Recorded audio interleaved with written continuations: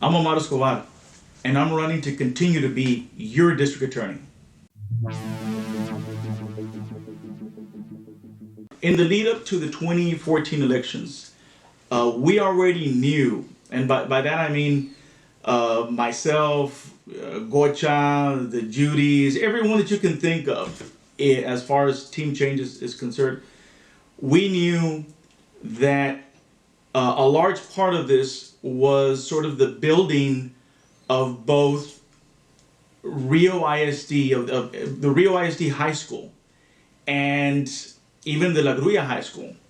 So the people who had made out sort of the most, sort of made out like bandits, if you want to consider that, you want to call it that, was that it was Leo Lopez, and it was Lopez's family's business, Starr Telecom, STE. It's also went by the name of AL3.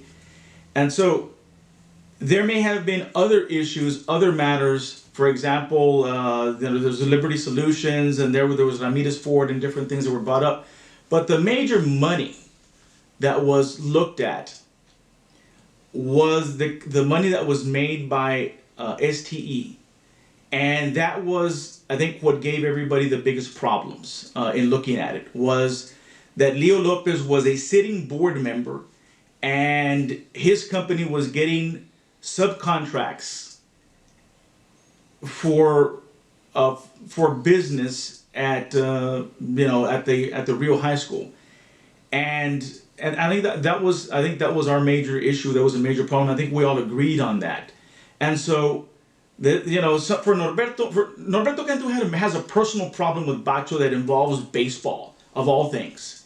And so his issue had to do it was very personal with Bacho as far as that's concerned. But I think the rest of us could see that the one who was making the money from his position, and we're not talking about a few thousand, we're talking about these were hundreds of thousands, if not millions of dollars from his position fairly directly, was Leo Lopez. Gocha knew that at that time, which is why he wrote about Leo Lopez. And when he said, it doesn't take a genius to figure out who makes the money or who made the money off construction. Well, it doesn't take a genius. Ironically, it doesn't take a genius to figure out who made money off of construction defect cases from the very construction that Gocha criticized. That's the one part of this that Gocha will not talk about. But in 2014, we all knew who was leading the charge on the other side, on the Bacho side. It wasn't necessarily Bacho. It was the person making the most money, the person who was living large, the high roller. And that was Leo Lopez, the person who was living way outside his means. And now we know, of course, that he was indicted in Westlaco along with Danny Garcia. And we know much more about that now than we did back in 2014. So when the election finally happened, the interesting part actually takes place after the 2014 election as to who's going to end up being president of the school board. And there was all this squabbling back and forth. And so there was some discussion that Danny would be the president of the school board. But Norberto Cantu, as I recall, was having none of it. He was completely upset, angry at the notion that Danny Garcia was going to be the president. In the end, there was back and forth. Eventually, Danny Garcia ends up being the school board president. Norberto Cantu did not want to play second fiddle to Danny Garcia. There did come a time in which the person that became most angry was actually Gocha Ramirez. And the reason was because Danny and Marty got construction defect cases in Roma ISD.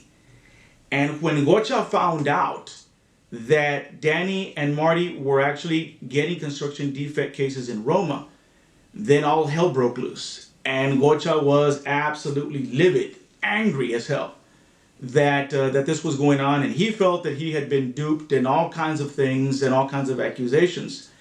As we know later on, it seems like Gocha's anger seems to have been diminished.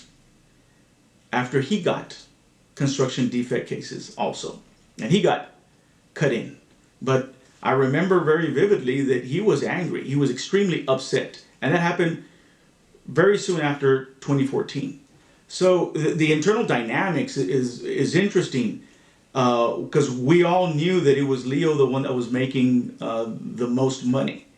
And now here we are, 5 years later or 4.5 years later, where Leo has a swing vote and Letty Lopez, who is pretty much just Leo Lopez, now sides with Danny. But the reality was that Danny was always with Leo Lopez. The ones who were getting played were the rest of us. But Danny was always with Leo Lopez. And there's an interesting thing to look at. If you look at the 2018 elections for March, the March 2018 elections, you don't see Gocha anywhere, really.